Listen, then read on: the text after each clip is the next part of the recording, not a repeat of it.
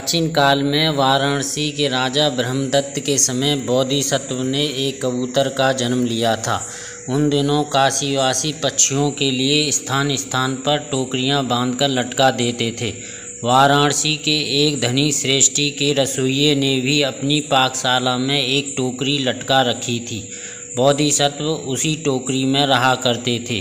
वे रोज़ सवेरे आहार के लिए इधर उधर चले जाते थे और शाम को वापस उसी टोकरी में सो जाया करते थे।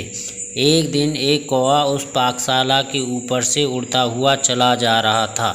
जब वहाँ उसे कई प्रकार के मांसों की आदि की गंध मिली तो वह कुछ पाने के लालच में पास ही बैठकर सोचने लगा कि ऐसा उपाय होना चाहिए जिससे मुझे भी इसका कुछ स्वाद मिले।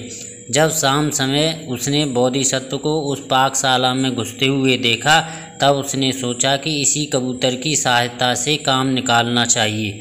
दूसरे दिन सुबह वह फिर उस पाकशाला के पास आ पहुंचा और जब बोधिसत्व निकलकर बाहर जाने लगे तब वह भी उसके पीछे पीछे हो लिया।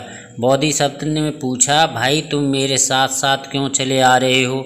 कौवा बोला, महाराज आपकी चाल ढाल मुझे बहुत अच्छी लगती है, अतः मैं आज से आपका अनुचर होकर रहूँगा। बोधिसत्व ने कहा, मेरा खाना कुछ और है, तुम्हारा खाना कुछ और। यदि तुम मेरे अनुचर बनोगे तो तुम्हें बहुत कठिनता होगी। कौवा बोला, महाराज मैं अपनी भोजन की व्यवस्था स्वयं कर लूँगा, लेकिन आपके साथ रहूँगा। बोधिसत्व ने कहा, अच्छी बात है, पर मेरे साथ तुम्हें बहुत सावधान होकर रहना होगा।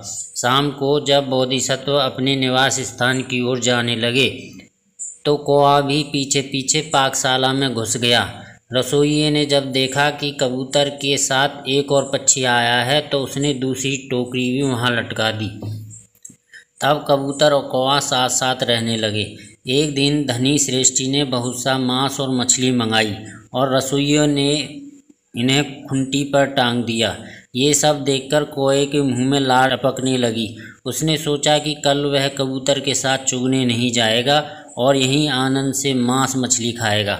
इसके बाद वह रात भर दर्द का बहाना बनाता रहा। बोधिसत्व ने कहा कि इस प्रकार लोभ के फेर में मत पड़ो और रोज की भांति मेरे साथ चलो। कौवा ने दर्द का हवाला देकर जाने से मना कर दिया। फिर बोधिसत्व अकेले ही चुगने चले गए। इधर रसोइये ने मांस पकाना आरंभ कर दिया। रसोइया पसीना पोंछने लगा। जैसे ही बाहर गया कौवा एक भगोने के ढक्कन पर बैठा तो झंझनाहट की आवाज़ सुनकर रसोइया वहां आ गया। उसने कौवे को मांस खाते देखा।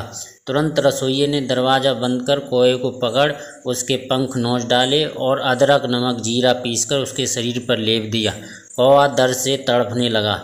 बोधिसत्व जब शाम को लौटे तो उन्होंने कौवे की दुर्दशा देखी और उन्होंने एक गाथा कही, जो स्वेच्छाचारी अपने हितैषी मित्र की बात नहीं मानता उसके लिए विपत्ति भोगना अनिवार्य होता है, और इसका प्रमाण यह कौवा है। इतना कहकर बोधिसत्व भी उस स्थान से दूसरी जगह चले गए। कौवा तड़प तड़प कर मर गया और रसोइये ने उसे कूड़ेदान में फेंक दिया।